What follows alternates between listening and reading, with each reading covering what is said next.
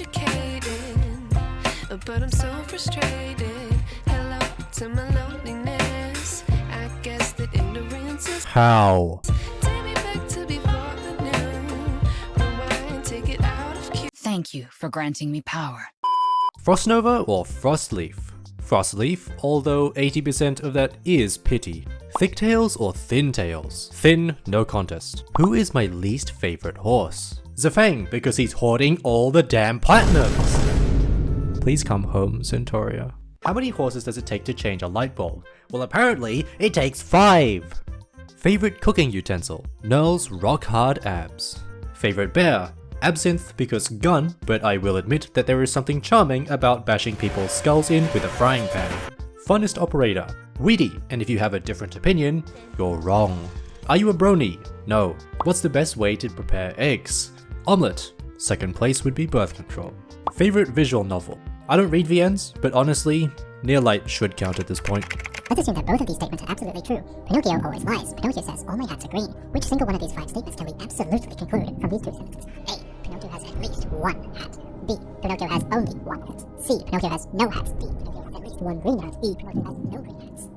I think the answer is E. But just know that this question was harder on me than not getting Irene. Are you a horse? I'm a man, but only if we're going off the size of my cock. Will my dad ever come back? Yes. Why do you love horse? Ear flicks are God's gift upon this calamitous existence. All the Kuranta girls are now Futanari, like they weren't already. Who are the first and last ones you're taking to bed? Wildmane first, because I'm going to have to be in pristine condition to handle her supersonic thrusting, and Whislash last, because she would gently cradle my deflated body in her arms and motivate me once again. How do I get white horse coal? You first get black horse coal and paint it white. Am I gonna get cancelled for saying that? Favorite anime? Probably Madoka, with a close second to the Domestic Girlfriend English dub. Blamiplat or Platinum? Platinum Gravel, baby! Fight me. You play Uma Musume, didn't you? I have the right to remain silent.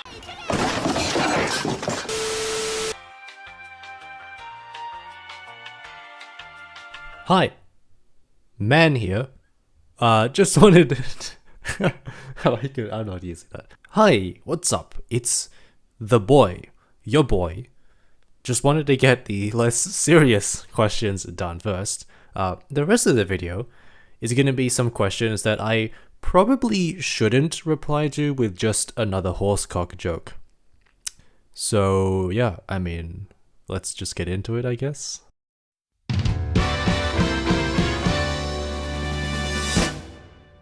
How will the release of Minor on the global server change the horse meta?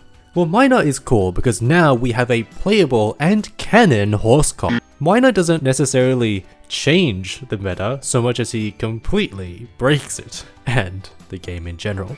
Not looking forward to it, I'll be honest, because all he does is just brute force through everything, and that's not very interesting.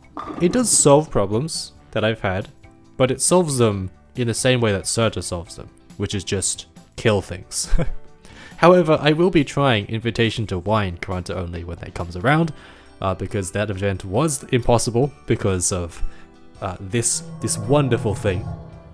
Whether or not I'll stream or make a video about that is another issue, but I will be doing it nonetheless. If you ask me, I am much more excited for Proviso. I love Proviso.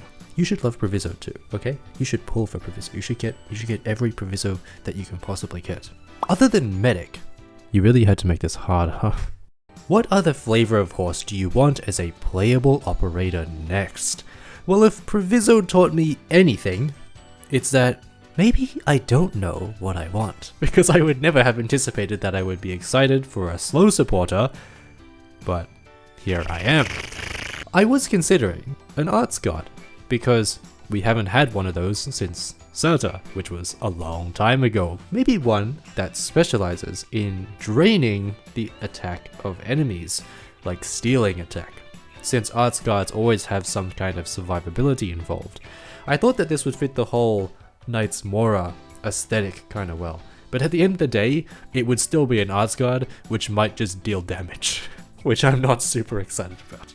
Basically, I would take anything that has some sort of utility or interest outside of just big numbers, extra points if it happens to be a shifter, although I highly doubt that that's ever going to happen. Have you thought about branching out past Arknights? This is a serious question that I've been wrangling for a while, and while I don't expect Arknights to die anytime soon, it will, eventually, and I don't know what I'm going to do.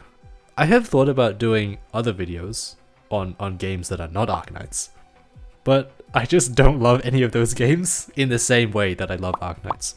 It's likely that the first non-Arknights game you will see on my channel that isn't Azure Lane will be Enfield. and does that even count, right? Honestly, this question lives rent-free in my mind, and I have not answered it for myself, so I don't think I can answer it here.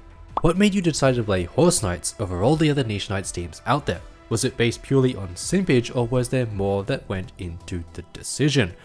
Well, it is Kurunta Knights because Heavy Rain is not a horse. But like I said in this video, I started Niche Knights because Arknights was getting a bit easy, and I wanted a challenge. So when I looked around for things to do, I specifically looked for something that had operators that I liked, because I believed that I would have way more fun with it if I was using operators that I liked, which turned out to be true. I'm having so much fun with this. Originally, I played Knights only and some Kazi only, which proved to be still too easy. I mean, just look at the team. You have so much damage. So I thought to myself, how do I take this and make it harder for myself? And that's where the Kurunta only idea came around, because it has many of the same fundamentals, but just with weaker operators. Yeah, it does kind of suck not using Fartooth, Flametail, Ashlock, because I love all of them so much, and I think they're really fun. But I find it way more satisfying to use weak or often overlooked operators like Whitslash, like a Granny, like Wildmane, and do really cool stuff with them. Now, I don't want to throw any shade, but whenever I see a lot of those other niches that maybe have a lot more powerful operators and many more powerful operators, it kind of loses that little bit of magic for me. Because most of the time you just see these really OP operators just clearing stages and it's like, okay, I mean, cool. I don't want to say that there's no effort involved, or that it's not impressive, because that's definitely not the case. But there's something so special about having Catapult actually contribute in a meaningful way, you know? You're never gonna get that experience unless you're playing in a niche, right? That special feeling is definitely what keeps me engaged. And finally, the question, how do you get started on YouTube and your journey to where you are now? So to answer this question, I'm gonna split it into two parts, which is how did you get started and how did I end up here? The how did I end up here portion is going to be a completely separate video that will be unlisted, and I'll link it in the description. I expect that video to be really long because I figured it would be a nice time to do a nice reflection on my entire video catalog so far, and maybe tell some behind the scenes stories. So if you're interested, go and check that out. It's probably going to be really long. But how did I get started on YouTube? Well, this is a bit of a personal topic, but the basic gist of it is that, like all profound and life-changing moments, it all started with a panic attack. I kind of realized that my life was very uninteresting, and I was just doing the same thing day in and day out. And it was in this mentally chaotic period of my life that the idea to do YouTube came around. Something about having a creative outlet where I could just get all of these ideas out into the world was really attractive. And I guess also, as a terminally online person, there was always this dream to be known on the internet for something, right? I don't know, it was just kind of this thing I always had. What initially got the YouTube thing in my head was this one moment I had way back where YouTube recommended me this random stream, which was in Japanese, so I had no idea what it was. And I don't know what possessed me to click on it in that moment, because I don't watch streams too often. But I clicked on it, and it slowly loaded up, and when it finished, when it actually came on, I was greeted with this dude just screaming his head off in what seemed like exasperation for like 5 seconds. And then he just stopped, he said something in Japanese, which I don't understand, and then the stream just ends. And I am not afraid to say that that made my entire week. Not even just a week, the week after, I couldn't stop thinking about it. Even now, I still find that funny, and I never got recommended that stream ever again. I don't know what it was, I don't know who it was.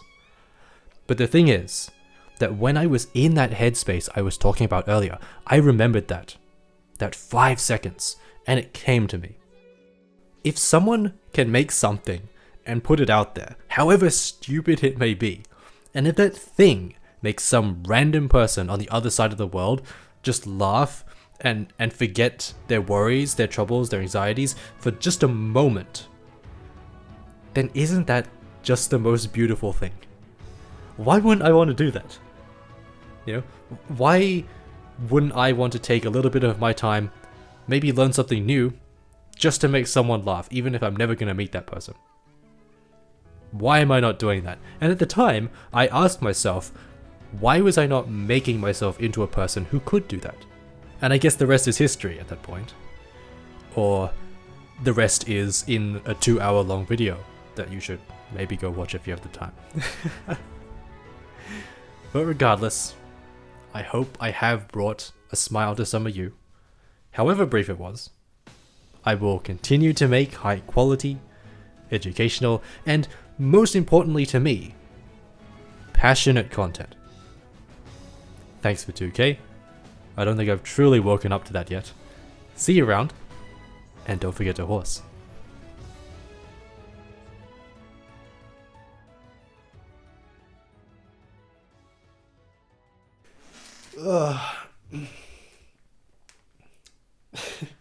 Man, does every one of my videos have to have a horse cock joke in it somewhere?